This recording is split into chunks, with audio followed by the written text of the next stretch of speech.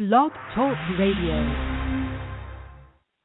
Welcome, world. Welcome once again to Tuesday Talk with Key West Lou. I am your host, Louis Patrone. Well, this is the last show of the year, and I'm going to start the show a bit differently this evening. I would like to share with you what's happened with the show since I started it 3 years ago. Seems like yesterday, but 3 years ago, I didn't even know what Blog Talk Radio was, and I got myself organized and signed up for this station that you are listening to. Since that time, God has been good. This show is now heard on 9 different stations, channels, whatever you want to call it. It's on 9 different podcast stations. It's heard worldwide. I have thousands of people listening to this show. Would you believe it? In addition to which, I now have advertisers. And I didn't start out doing this to have advertisers, but as I went along, the show grew, and I have 2 major advertisers, and I have several local ones. By local, I mean anywhere in the world. People generally listen to this show as it is archived. They listen at their own convenience during their day. This show, I have followers. You're going to find this hard to believe. But it makes sense because people read my blog all over the world that I write every day. I have followers in Thailand, India. I'm big in South Africa, okay? The number of people who read my blog and listen to this show in South Africa is absolutely amazing. And, of course, all over the country. I want to thank you for joining me, for listening to me, perhaps telling your friends, why don't you listen to this guy? I appreciate it very much. Without you, I could not have reached the point where I am now. In addition to which, and to the day after tomorrow's New Year's Eve, I wish you all a very happy new year. I wish to each of you a good year, a good, healthy, and happy one. Not all years are good. I'm 80 years old. I know you have great years, you have poor years, you have ordinary years. You never know what calamity is going to befall you, and sometimes you don't know what joy is going to befall you. I wish you all a year where it's only plus, plus, plus, joy and good things. Again, God bless. Happy New Year. Now into the show. My Cock Life column this week, which hits the newsstands tomorrow, is called Political Sexcapades. You heard me, Sexcapades, S-E-X, Political Sexcapades. And I was driven to write it, motivated to write it, by the discourse that has been going on this past week between Donald Trump and Hillary Clinton. It's a sex battle, and it's going to be a major sex battle, I believe, before it's over. It is just warming up. You will recall about a week ago, Hillary said, Trump is a sexist. I think he is, by the way, because, he's done everything. He's always knocking women. I mean, he knocks, that reporter in the first debate they had, he thought she was bleeding she was having her period in effect, he said to her, not using that word.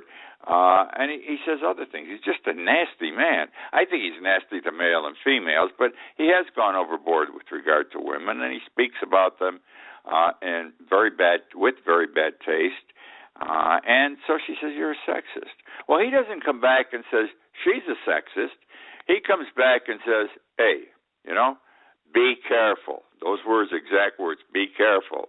If you want to talk about sex and sexist, be careful. We, in effect, saying there are things about you that I will reveal or can reveal. Well, he threw the gauntlet down. And I don't know where this thing's going to go. I can tell you this sex thing is not going to die, okay? Trump will use it. And if anywhere there is anything in writing or on a video where Clinton is doing something of a sex nature or being spoken of in a sex nature, if it's mentioned in a book or a newspaper article, he will bring it up because the way he operates is if it's out there someplace, well, it's written, all right, it must be true. Everyone knows, but it was written. It was in the book. It was here. It was there. And he's already started. He started with Monica Lewinsky. He said yesterday, be careful, he said to Hillary. I understand your husband's going to start speaking on your behalf in January. You know, you want to call me a sexist? He's a sexist. Look what he and Monica Lewinsky in the White House. Well, I want to analyze this a bit. I'm just giving you some highlights out of this article, this column. This one's terrific, by the way. Read it if you can. Political sexopades. Many tried to impeach Clinton for the Monica Lewinsky affair. But, you know, in the end, what goes around comes around, and a lot of them got hurt by it. Let's start, because everyone's got skeletons in their closets. You and me, we think we don't, but there's always something someplace you did that's a little off color, not necessarily of a sexual thing, but there's something that can be turned and twisted and developed. Newt Gingrich, he was Speaker of the House at the time. He went after our man, Bill Clinton, big time. And now he's saying, hey, look, he's having sex with Monica Lewinsky. She's an intern or on the federal payroll, and she's orally copulating him in the Oval Room, okay, in the Oval Office. Well, while he was saying this about Clinton, Newt Gingrich was in the process of having he was in the process of having a long-term relationship with a House staffer, a young lady, 23 years old, his junior. They were having sex, because she works for the House of Representatives, in his office, just like Clinton had sex, whatever it may be. I don't know if there was oral copulation, actual intercourse, or what, but he was having sex. And what happened? Because of that and some other things, he had to resign. Then came Robert Livingston. The Republican conference said, we got to come up with a clean guy to be Speaker now, and they came up with Robert Livingston, father, grandfather, good man, and they said, we're going to elect him as the next Speaker to replace Gingrich, and before he could even be sworn in, it came out that he had multiple affairs, and he resigned from the House of Representatives. Dennis Hastert. He was Speaker for many, many years of the House of Representatives. He is the one who now replaced Livingston as the candidate for speakership and did become the Speaker. Well, nothing happened back then, but this year, it was discovered that while Hastert was a high school teacher and coach, he sexually abused 3 boys. And one of them he has paid hush money to over the years to the tune of $1.7 million. It's a disgrace. I feel sorry for the guy. He's got to be my age or older. Anyhow, he was federally indicted for manipulation of funds or something, and that's the story with him. What goes around comes around. He voted to impeach Clinton. Stephen LaTourette, he voted to impeach Clinton. He was married at the time. His chief of staff was Jennifer Laptook. Well, what's he doing? He's having a major affair with her for years, and of course, they're doing the deed in his congressional offices, he and his chief of staff. And there were many more. They're in my article. You can read it. The purpose of this article is, let me put it this way. People who live in glass houses should not throw stones. And the Bible says, let he who is without sin cast the first stone. And the Bible also says, as ye sow, so shall ye reap. And was it Justice Timberlane had a song he wrote several years ago, titled, What Goes Around Comes Around. Now, let's get back into Trump and Clinton here. They have skeletons in their closet. It's impossible not to have skeletons in your closet, as I said. Trump had affairs during his first and second marriages with 2 different women, at the very least. He was married. Clinton, now I'm not saying these things are true, but I'm going to show you where they're out there. Clinton has been accused of bisexuality going way back to when her husband was governor. It may be true, it may not be. The problem is, a couple of years ago, a woman wrote a book, and in the book, she said she had a sexual affair, relationship, they did it but once, with Hillary Clinton in the White House when Clinton was president, okay? I can see Trump now. You know, this woman wrote this book. I never saw you issue a denial. If it's in writing, it must be true. I don't know, though. And what do you think, people, he's going to say? And you got something like that over there. Bill Clinton. He says he's going to now talk about Bill Clinton, who's going to start giving speeches for Hillary. Well, something came out this past week, and I don't know if the two are interrelated. He's saying, I'm going to bring Bill into this, etc.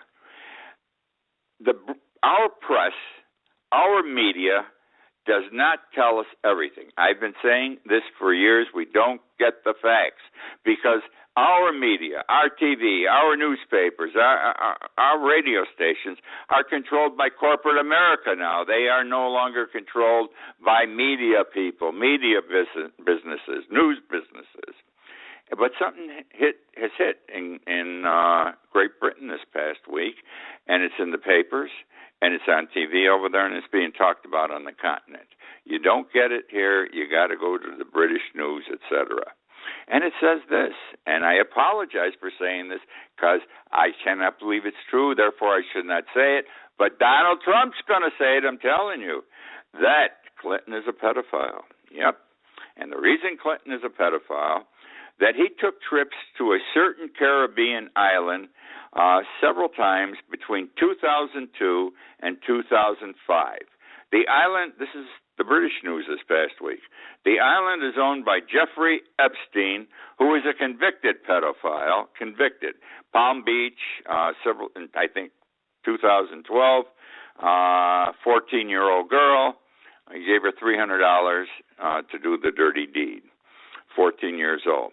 Since that time, he has been known to be a procurer of young persons for sex activities with adults, male and female. Now, I'm not just talking about the young kids, male and female.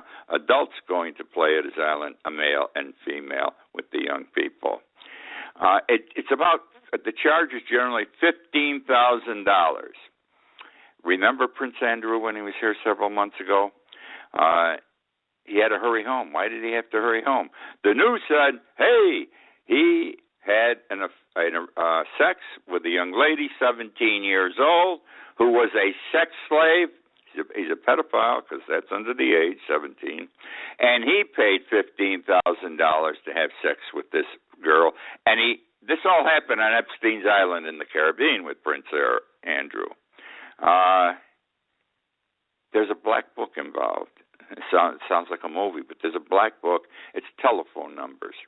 And the prosecutors, the investigators of the 2012 Palm Beach incident involving Epstein confiscated and got a hold of his black book, quote, unquote.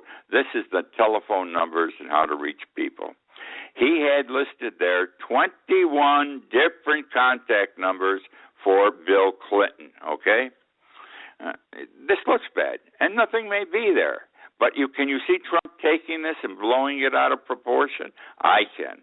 The interesting thing, and I don't know if this is true, but it's reported that Trump's name is in the black book also. All this, good, bad, or indifferent, is going to come out, especially because Trump is involved. He loves dealing with this garbage, all right? All over the world, sex is sex. People don't take sex as seriously as we do in this country elsewhere. National figures, elected people, they have sex. And people sort of take it in stride and say, that's nature, or that's the way it is. In this country, we go sex crazy, whether it's the Puritans who and put it into our beings, and we still have it today. We are very conscious of sex and are quick to say, bad boy, bad girl, you must be punished. No sex incident can go unpunished, okay? And I think that's wrong, that we make it sensational. That's, I guess, what I'm trying to say. Now, today, I'm staying with this just for a few minutes longer. Please bear with me. And again, I hope you're not offended. Where are we today with sex in this country? Same-sex marriage is legal. Transgenderism is accepted, in 30-plus states. Within a matter of 3 to 5 years, it's going to be legally recognized as a third sex, male, female, and transgenders. Why is it recognized already in 30-some-odd states? Because people know this is the way it is. There are people who may be a boy, but they think they're a girl, etc.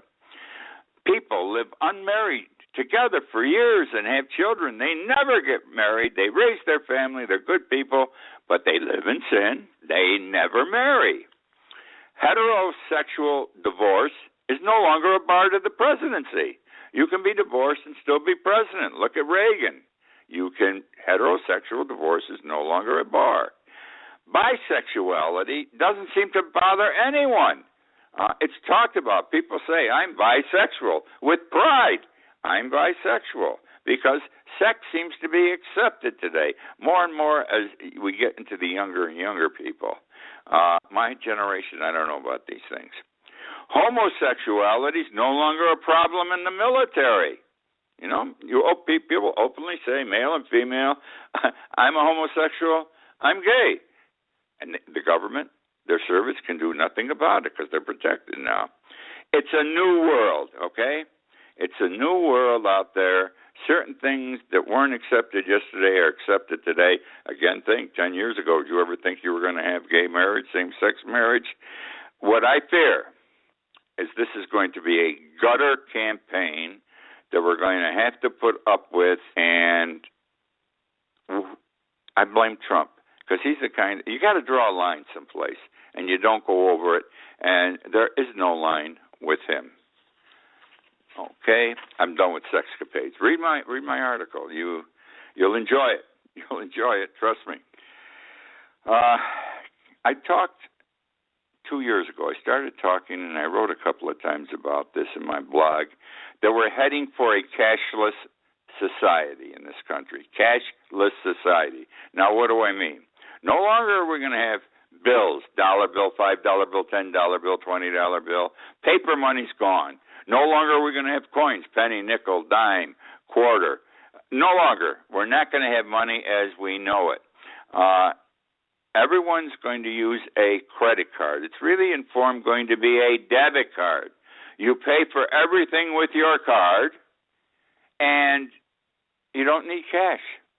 And it'll be charged off to your account wherever you use it. There will no longer be an ATM machine because you don't need the cash. You just use your card. It will be accepted everywhere. You don't need to get cash out of the machine. Sweden already is cashless.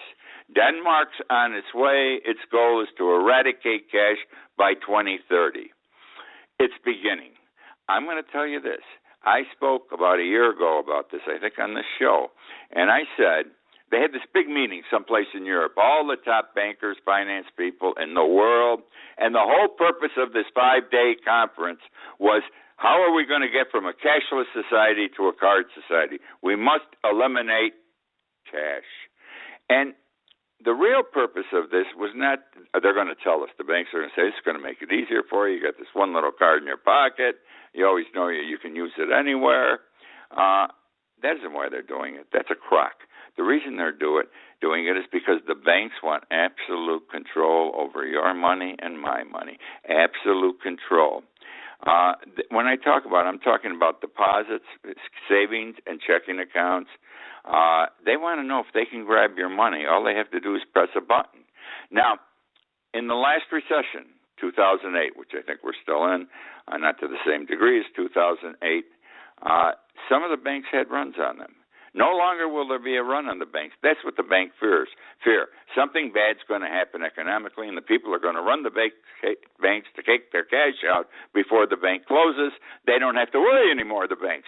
They press a computer button, and your card isn't good anymore, until they want it to be good. There is even, I'll tell you how far this is going to go, and I haven't talked about this before. I recently came across an article that said this game, as I call it, will extend to safety deposit boxes. And I say, how the hell are they going to know if I've got cash in my box and how much? You will sign a statement when you get your box, and if you already have it, you will sign this statement saying, in effect, I keep no cash in my box. And somehow this gives the bank additional rights over your money because you never deposited it. You left it in a safety deposit box. All I'm saying is a cashless society is coming. It's going to be here quicker in the United States than it is in Sweden. And when it does, don't buy the garbage they're going to hand you, that this is better for you. It's a screw job. The whole purpose is to gain control swiftly over your money if they want to. And if they want to, somehow, for some reason, they will. Okay, now, I want to get to transgenders for a moment. Transgenders, they're people who are born of one sex but internally another. Maybe born male, have a penis, but thinks he is a girl, and honestly believes he is a girl. And you have women, young girls, who are born as girls with all the physical attributes, breasts, etc., and no penis, they have a vagina, but they honestly think they're a boy. And this is heavy. I never realized how heavy this is. I think 3% of our population, I read somewhere about a year ago, are transgenders, okay? And laws are changing to help, not accommodate. I have to use the word help here. Like, in California 2 years ago, Governor Brown signed legislation permitting in schools, any public school in California, you used whatever bathroom you wanted to. If you were a boy and you felt you were a girl and you wanted to use the girls' room, you used the girls' room. If you were a girl and thought you were a boy, you used the boys' room. And everyone thought that was terrible, but that's becoming the law in all the states. I told you, more than 30 states are protecting transgenders now. New York's the new one. New York law. If you violate any of the rules I'm going to share with you for a moment, you can be fined up to $250,000. If you intentionally, as an employer, if you intentionally fail to use the individual's preferred name, pronoun, or title. I mean, if he's John because he's a male, but he wants to be called Jane, you got to call him Jane. If he's a he, but he wants to be a she, you got to use the pronoun she. And if he's a male and he wants to be a female, you got to say you're a woman. All right, that's the way the law is. Whatever the individual wants is now what you must label them and relate to them as, whatever the transgender prefers. If the employer refuses to let transgenders, not transsexuals, I apologize, transgenders use the bathroom of their choice, this is going to be big. They can be fined up to $250,000. In other words, the male worker who thinks he's a girl and wants to use the ladies' room can, and you can't stop him. Imposing dress codes that are anti-transgenderism. If a man wants to wear a dress to work, that's his right. And if a woman wants, they do wear pants now, but want to attire themselves as if they were a man, that is her right because she's a he in her mind. Okay? You can't impose dress codes that violate transgenderism. And this, I think this is the worst, and I don't know how this got slipped into the New York law. Employers must provide employees with health benefits. So far, all right. Now, for gender reassignment, that means I'm a boy, but I want to be a girl, and I have this big operation, and vice versa. Not only for the gender reassignment surgery, but also for the post-operative treatment. I'm not saying it's good, bad, whatever. This is the way we're going in our society, okay? And it's going to be. And transgenderism, again, in 3 to 5 years, it's going to be like same-sex marriage. It will be the law of the land in effect. And they've said, many have written, we are going to have a third sex. It's going to be male, females, and transgenders. California. We're going to California. You are not going to believe what I'm going to share with you, or maybe you are. I don't know. California, at one time in their existence, exercised the forced sterilization of Latino women. Spanish immigrants were sterilized against their will, against their knowledge in many instances. This went on from 1909 to 1963 by law. What was generally done if a Latino woman was pregnant, following the delivery, the doctor cut her tubes in the operating room. Never asked her permission and told her about it afterwards. Men were required by law, Latino men, judge says you got to do this, to have forced vasectomies. Would you believe? Forced vasectomies. It is estimated that 20,000 women were sterilized under this law in California from 1909 to 1963. Why was this done? What is the justification for this? What did the state of California say at the time to justify this activity? The state of California said the legislature is exercising population control.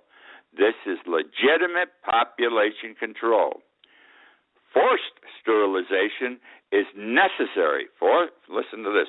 Forced sterilization is necessary to keep welfare expenditures to a minimum. The great state of California at one time did a big misstep and hurt a lot of people, discriminated, etc. with this.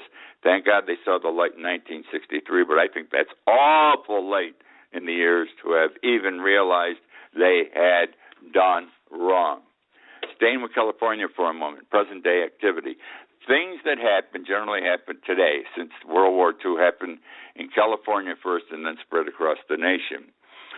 There is a petition presently before the legislature to have a referendum. Go to the polls. The people will vote on the issue as to whether they will require legislators to wear on their jackets emblems representing the 7 major contributors to their campaigns. We're talking about corporations, union, not-for-profit groups, etc. They must always wear. This is like, the adultery thing they did in the Scarlet Letter. They must always wear the emblem so that people know who supports them. It's a drive by a certain group in California for transparency, and the reason for it is they believe, this group, it will be the beginning of the end of political corruption in our country. It may be a start. I don't know, but I'll tell you this. If they get permission to have a referendum on this, I believe it will pass. And then all hell's going to break loose in California and probably other states. Homeland Security. They're a bunch of nuts. These people are protecting us. 6 months ago, they had their own people go through security in airports, and it was discovered, and they had people carrying guns. 95% of the guns were never discovered when they went through airport security. Isn't that wild?